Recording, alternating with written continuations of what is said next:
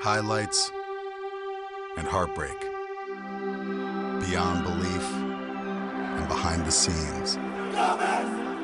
We are Pac-12 Networks. We are coverage, the complete kind. Championships, the national kind. Fans, the forever kind. Watch Pac-12 Networks, where champions play. Hello and welcome to Westwood. I'm Jonathan Khamis and I'm being joined by the Orange County Register's UCLA beat writer, Ryan Kartje. Ryan, we're previewing UCLA today on this show. What do the Bruins have to do to make it a 3-game win streak over USC? Well, it's going to take a big game from Brett Hundley, specifically in UCLA's offense. The offense has been a lot more consistent in the last few weeks, especially after having some issues that it needed to iron out throughout the season. Offensive line play being one. It was pretty horrific to start the year, but that's kind of figured itself out. And at this point, Brett Hundley is coming off one of the best games of his career.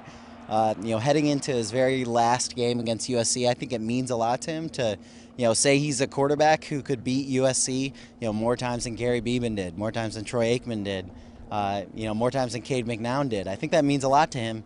And at this point, if he can have a huge game, they can keep the run game going, something that's been going well pretty much all season. The offensive line can keep, that defensive line of USC's, away from him and keep him upright. I think, UCLA, they're favored right now. I think they probably stand a pretty good chance. Yeah, I'll never forget Brett Hundley and Joe Fourier celebrating after they beat USC. That was quite a sight to see.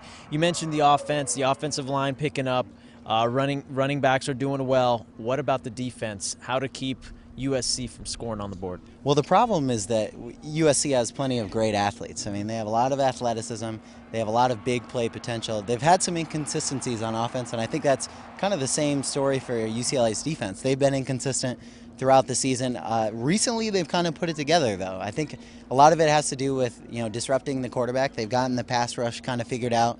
The linebackers are playing kind of more unified than they had before. A lot of them were trying to make the big play, product of having a pretty young defense. So I think in that way, if those consistencies can stay ironed out, like they have been in the last few weeks, they don't allow too many big plays and they don't make too many mental mistakes, penalties, that sort of thing, then UCLA's defense is definitely up to the task. They have enough talent to definitely keep up with USC's offense. And then UCLA will win that Pac-12 South, right? They just have to beat USC. They have one more game. If they can beat Stanford and also beat USC, then that will be all settled, and we'll see them against Oregon in the Pac-12 Championship. Yeah, we will see.